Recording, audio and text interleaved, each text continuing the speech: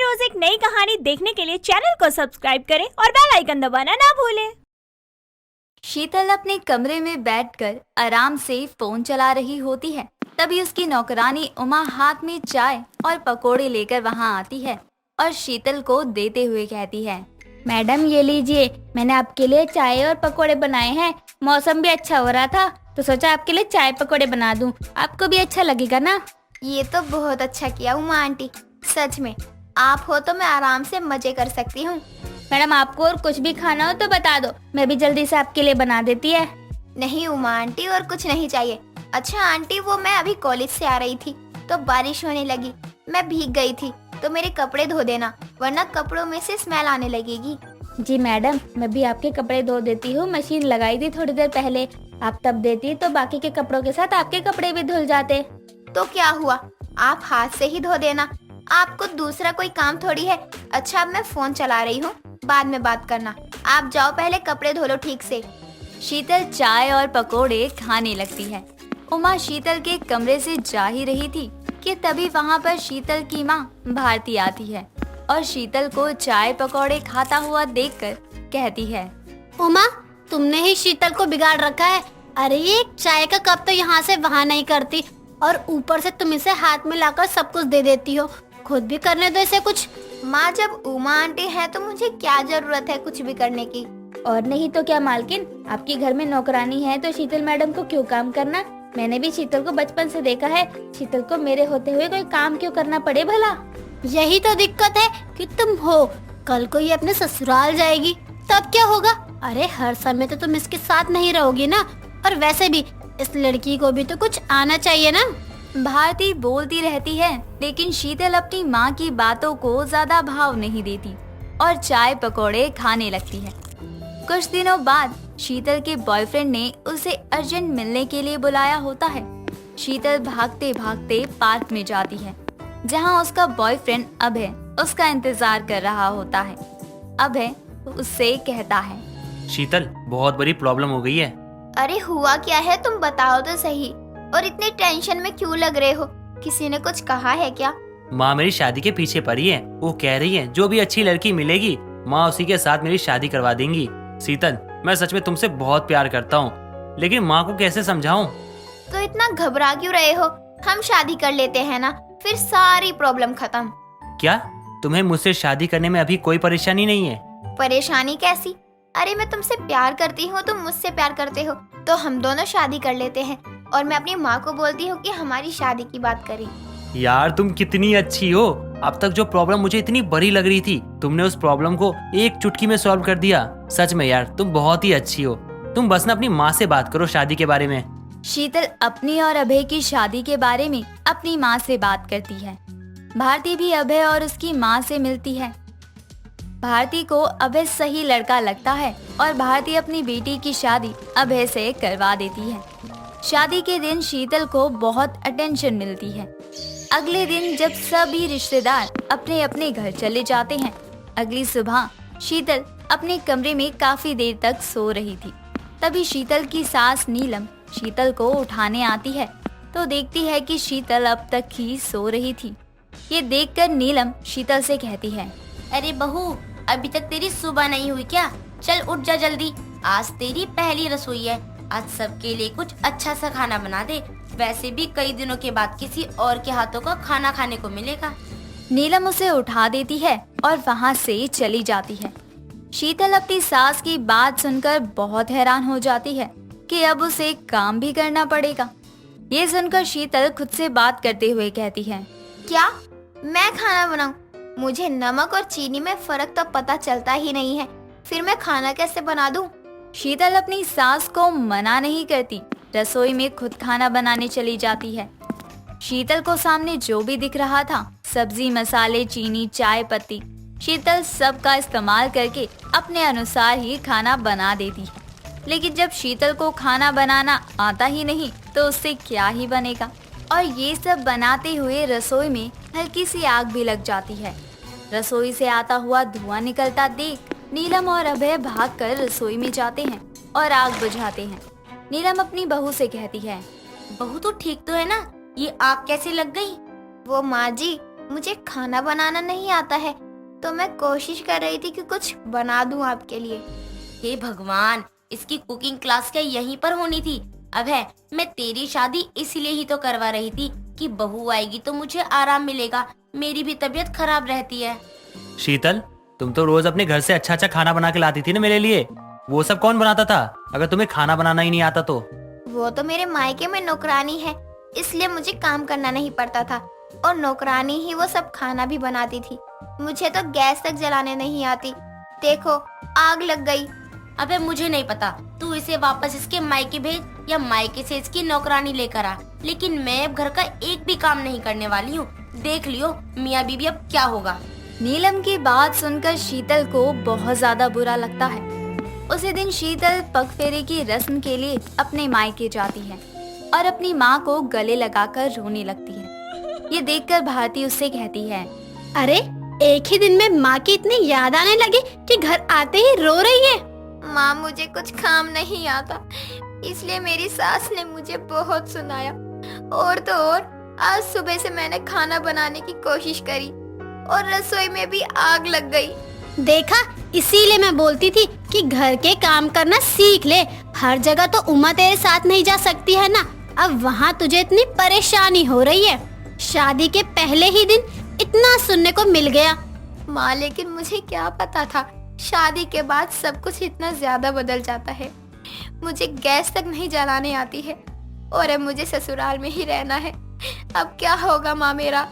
शीतल बहुत ज्यादा रो रही थी। तभी वहाँ उसकी नौकरानी उमा आती है और शीतल को रोता हुआ देखकर उससे कहती है, क्या हुआ मैडम, आप इतना रो क्यों रही हो? ससुराल में सब ठीक तो है ना? उमा आंटी, मुझे वहाँ सारे काम खुद ही करने पड़ेंगे और आप तो जानती हो ना, मुझे कुछ भी नहीं आता। शादी के पहले दिन ही मैंने अपनी सास से बातें सुन ली और अब पता नहीं आगे क्या क्या होगा।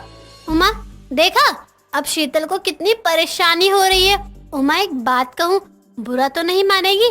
जी मालकिन, बताइए क्या बात है? और आप मेरी मालकिन हो, आपका नमक खाया है, बताओ क्या करना है? कुछ दिनों के लिए इसके ससुराल चली जा, कुछ दिन वहाँ रहेगी तो शीतल को भी मदद हो जाएगी, और थोड़ा बहुत ही सही, लेकिन तू इसे सिखा भी तो देगी। हाँ माँ, ये बहुत ही अच्छा आइडिया है। उमा आंटी, प्लीज आप मना मत करना और मेरे साथ चलो। लेकिन मायके से नौकरानी जाएगी तो कहीं शीतल मैडम की सास को बुरा ना लगे। अरे माँ जी को तो मैं मना लूंगी, बस आप मेरे साथ चलो। उमा, एक काम करो, अब तुम शीतल के साथ उसके ससुराल में ही रहो, मैं तुम्हें पगार दे दूंगी, और जब तक वहाँ सब ठीक ना हो तब तक तुम वहीं पर रहना। भारती की बात सुनकर शीतल अपने साथ उमा को भी अपने ससुराल लेकर चली जाती है। अपने ससुराल में जाते ही नीलम शीतल के साथ उसकी नौकरानी को देखकर कहती है, अरे बहू, ये तो तेरे मायके की नौकरानी है ना? तू क्या सच में मायके से नौकरानी ले आई है? वो माँ जी, मुझे खाना बनाना तो आता है नहीं, और एक दिन में मैं खाना बनाना सीख भी नहीं पाऊंगी। तो मायके से मेरी नौकरानी उमा आंटी आई हैं। अब ये कुछ दिनों तक यहीं हमारे साथ ही रहेंगी। जी, और आपके लिए ही अच्छा है ना, मायके से आई नौकरानी आपकी बहू की मदद भी कर देगी, और आपकी बहू को जो कुछ नहीं आता वो मैं सिखा भी दूंगी। सही है, चलो कुछ ही दिन सही, लेकिन अब तो मेरी रसोई में आग लगने का डर नहीं रहेगा ना मुझे। नीलम मायके से आई नौकरानी को घर में रखने के लिए मान जाती है। उसके बाद उमा वहीं रहती है और शीतल को काम सिखाती है, साथ ही उसकी मदद भी करती है।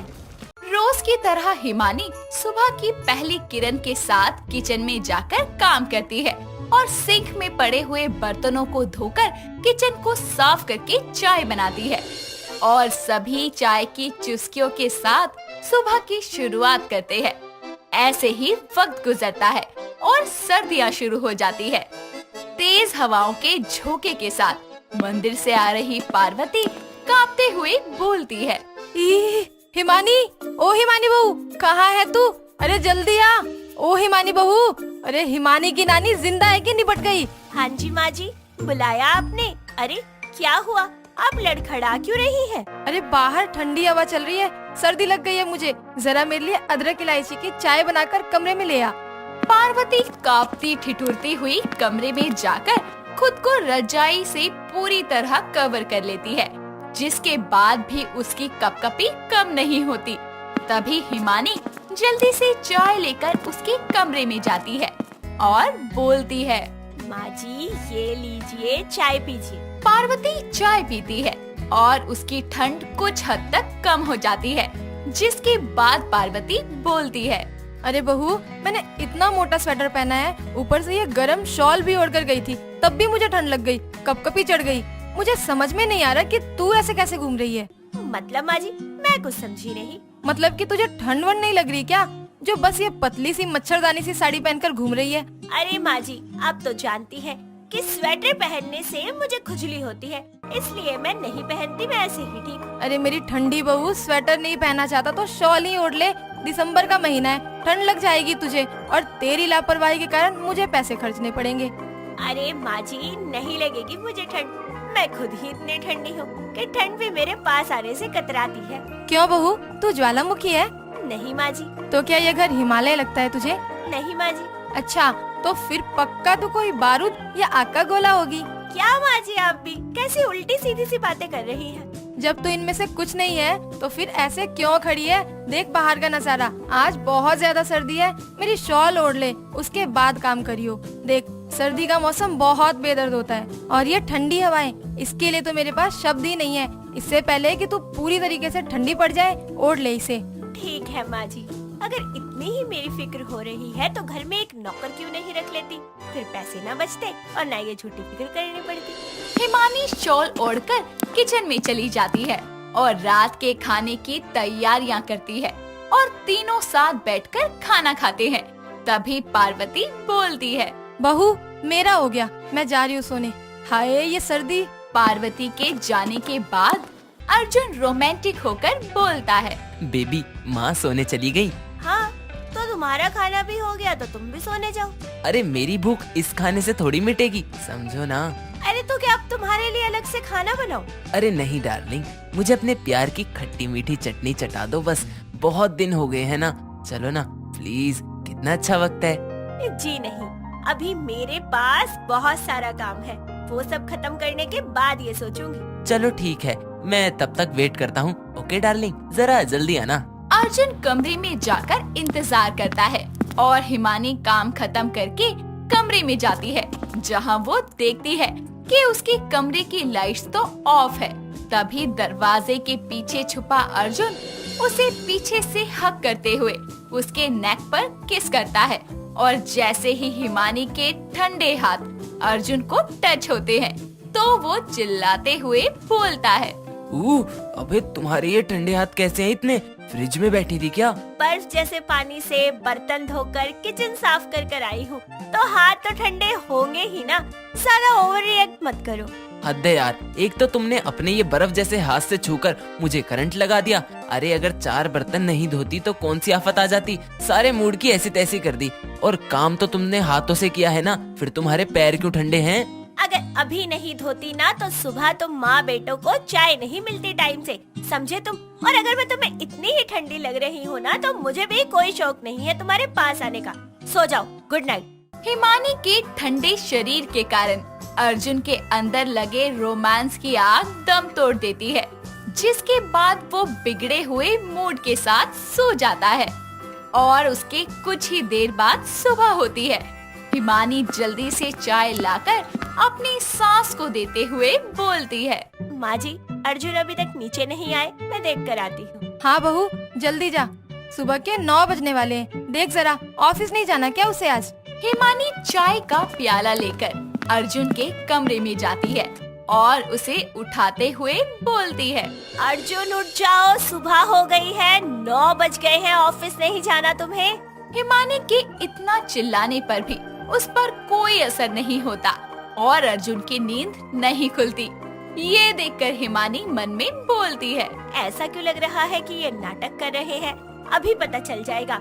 440 वोल्ट का करंट लगेगा इन्हें जब ठंडे ठंडे हाथ लगाऊंगी। हिमानी एक हाथ में चाय का प्याला लिए हुए दूसरे हाथ से अर्जुन को उठाती है और अर्जुन बोलता है।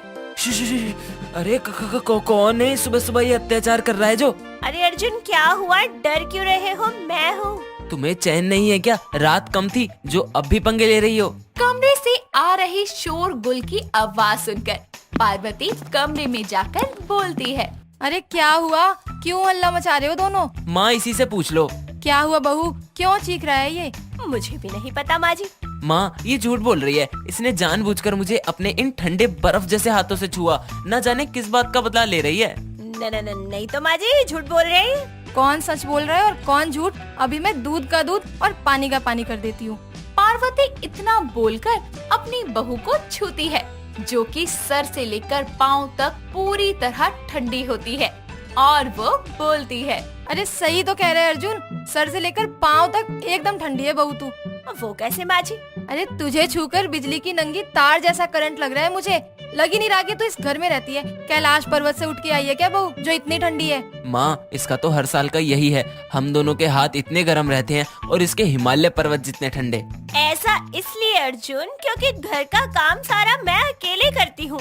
अरे माँ जी तो सारा दिन रजाई में पड़ी रहती हैं और तुम्हें भी कोई काम नहीं करना होता। सारा दिन मैं कभी बर्तन घिसूं, कभी कपड़े धोऊं, कभी झाड़ू, कभी पोछा। अरे मैं इतना काम करती हूँ तो मेरे हाथ तो ठंडे रहेंगे ही ना। अगर आप लोगों में हिम्मत है तो एक दिन मेरी जगह पर काम करके देख लो, पता चल जाएगा। अरे मेरी ठंडी बहू, ज्वालामुखी में तब्दील मत हो, शांत हो जा। तू तो बुरा मान गई, हम तो यूं ही मजाक कर रहे थे। हिमानी गुस्से में नॉन स्टॉप दोनों को सुनाकर वहाँ से चली जाती है।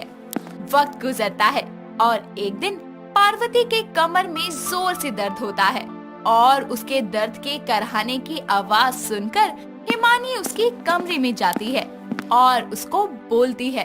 क्या हुआ माँ जी? अरे बहू, मेरे कमर में बड़े जोर से दर्द हो रहा है। बुढ़ापे का पैगाम है ये दर्द, तो होता ही है।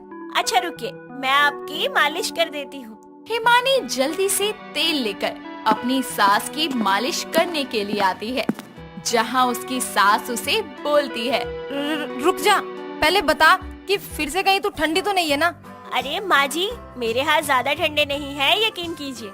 नहीं बहू, ये उपकार फिर से मत कर। एक काम कर, तू रहने दे, मैं ठीक हूँ, मेरा दर्द भी खत्म हो गया। लेकिन अभी तो आप दर्द से चिल्ला रही थी। नहीं तू जा, मैं ठीक हूँ। अपनी बर्फ जैसी ठंडी बहू के ठंडे हाथों के शौक से बचने के लिए पार्वती बहाना बनाती है। ऐसे ही रात होती है और अर्जुन बोलता है। बेबी सुनो ना, पता नहीं क्यों मुझे ना गर्मी सी लग रही है। तो मैं क्या करूँ? तो तुम अपनी थोड़ी सी ठंडक मुझे दे दो, मैं तुम्हारा पति हूँ। अभी बताती हूँ। ठीक है, लेकिन इस बार चिल्लाना मत। हाँ पक्का। हिमानी जानबूझकर अपने ठंडे पैरों से अर्जुन को छूती है और अर्जुन बोलता है। बेबी तुम्हारे पैर अब तक ठंडे हैं? तुम्हें तो पता ही है कि मैं चाहे घंटों भी रजाई में पड़ी रहूं, मेरी बॉडी ऐसे ही ठंडी रहती है। तुम्हें रोमांस करना है या नहीं, ये बताओ। हाँ हाँ करना है। Let's go darling. हिमानी धीरे धीरे उसके करीब आती है और एक बार फिर अर्जुन के बर्दाश्त की सीमा पार हो जाती है और वो अपनी ठंडी बीवी को खुद से दूर करके अकेले ही सो जाता है। ऐसे ही वक्त गुजरता है और बदलते मौसम के साथ हिमानी के ठंडे शरीर का बर्फ जैसा तापमान भी कम होने लगता है, जिसके बाद पार्वती की ठंड में ठंडी बहू सर से पांव तक साधारण तापमान से परिपूर्ण हो जाती है। दोस्तों अगर आपको ये कहानी पसंद आई तो इसे लाइक करें, शेयर करें और कमेंट करके बताएं कि कहानी में आपको सबसे अच्छा क्या लगा।